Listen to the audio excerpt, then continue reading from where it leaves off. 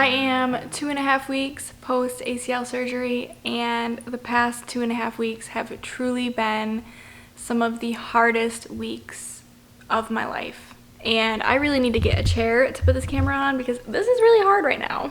I don't know if this is gonna work. It's not really tall enough. And I don't wanna show my incision. I don't wanna gross you out. I know this is kind of a weird angle, but we're just gonna make it work for right now because my knee hurts and I don't feel like getting up. So for those of you who don't know, I tore my ACL on June 28th. I was dancing at a concert, I fell, and when I fell, I landed weird and tore my ACL. So I spent the next month and a half after that just trying to regain as much range of motion as possible, reduce the swelling, just getting back to as close to normal as I possibly could before surgery. I was able to get about 90% back to normal, and then I had my surgery on August 14th. When I tell you that I was absolutely terrified for surgery, I'm not even kidding. This was my first surgery ever, and I had the biggest fear of being put under and then never waking up again. But we're still here, we lived, we survived, and now begins the road to recovery. It's been 2.5 weeks, and I'm going to share a little bit of my experience so far. So my surgery was 2.5 weeks ago, August 14th. It went really well. When I got there, they gave me some Tylenol, and then they gave me some good stuff, which made me feel relaxed and ready to go. And then they gave me a nerve block, which is something that they usually do before ACL surgery. It just helps numb the general area of your surgery, and it's supposed to help with the pain after you wake up. So I think the nerve block did a pretty good job, but there was this part above my shin that was killing me, and I already had a lot of drugs in my system. So at that point, they decided to do a second nerve block just to try to numb and help that one specific area where I was having pain.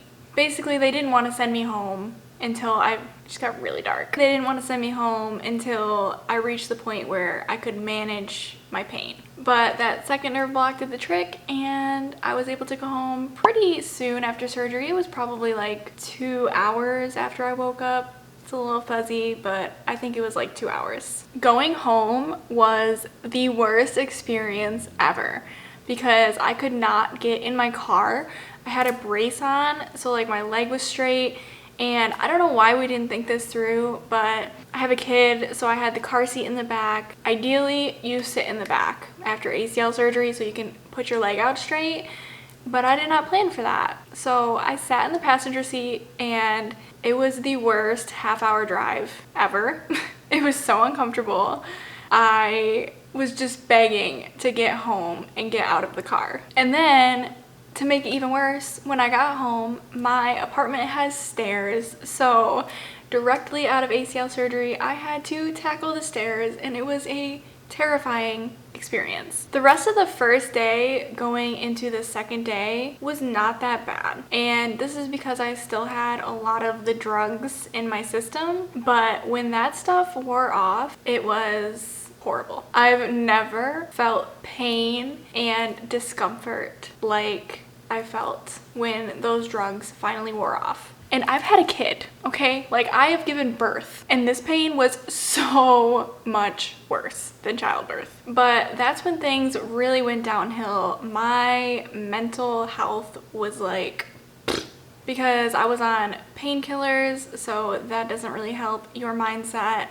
And I was stuck in bed. Getting in and out of bed, I couldn't even do it because I couldn't lift my own leg. So I needed help to get out of bed. Like, I had to have Ty pick my leg up and set it on the floor, and that was excruciating. It was just not a good time. I was not in a good headspace for probably the first week. So even though the first 2 weeks were really difficult, I did get a little glimmer of hope after the first week. I went to my first PT appointment, which actually I had to cancel my first one. So I had a PT appointment scheduled for 3 days after surgery, and that was not happening. Like, that was not happening. I could not even get out of bed. Like I said, my apartment has stairs, and I was not ready to tackle that at that point. So I called and rescheduled, and a week after my surgery, I finally had my PT appointment. and I actually left there feeling pretty good about where I was at. He did not have any major concerns. He said I was right on track. He gave me exercises to work on. And honestly, I think it just helped to be out of the house and socializing with people again and not being stuck in bed. After PT, I went home. I've been doing all of my PT exercises. I don't really know if I'm making progress. It's really hard to know on your own. I try to push myself, but I don't really know how hard to push myself. So PT definitely helps. It helps to have someone tell you, like, you can keep going. You're not gonna hurt yourself. I would say things got significantly better once I learned how to get in and out of bed or like on and off the couch. Now, my quad muscle is basically dead. Like, I can flex it a little, but not much. And it makes it so I can't really lift my leg. Some people are able to do leg lifts very quickly after surgery, and for some people it takes a while. And I still can't do them. I've had to learn ways to make it work. And what I've learned to do is I hook my foot from my good leg under my ankle of my bad leg, and I lower and raise my leg like that. It gets the job done.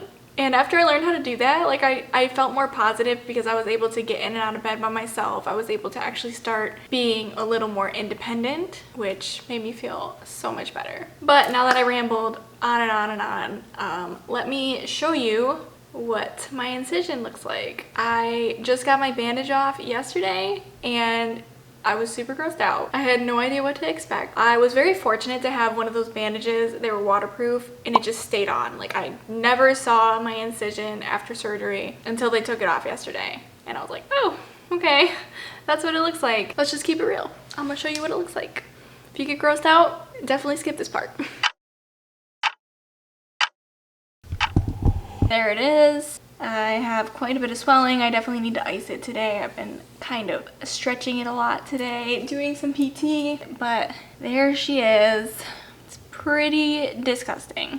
I'm definitely grossed out by it, but my surgeon promised me that once the scab falls off and everything washes off, it'll look beautiful. Hopefully he's not lying, but I guess we're gonna see.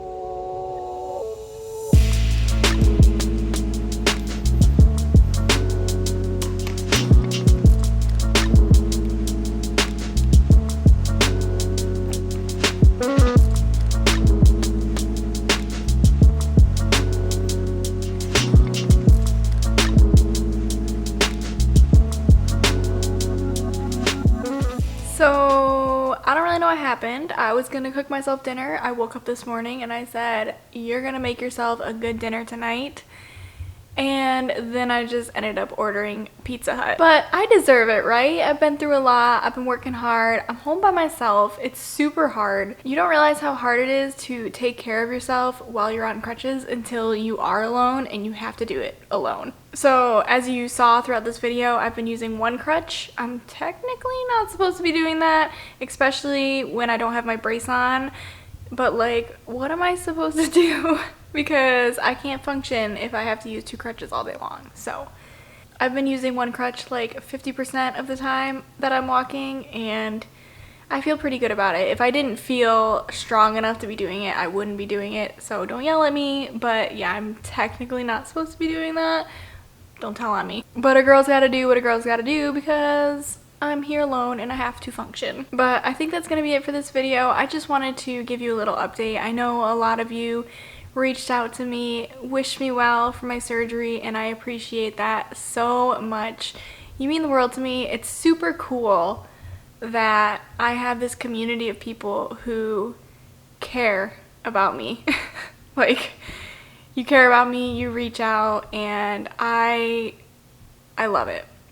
And I know my channel is still really small, but it's just incredible that I've been able to build it to a point where I have people reaching out to me and just thinking about me when I need it most. So just know that you mean the world to me and I love you so much. Thank you so much for being here and thank you for watching, and I will see you next time.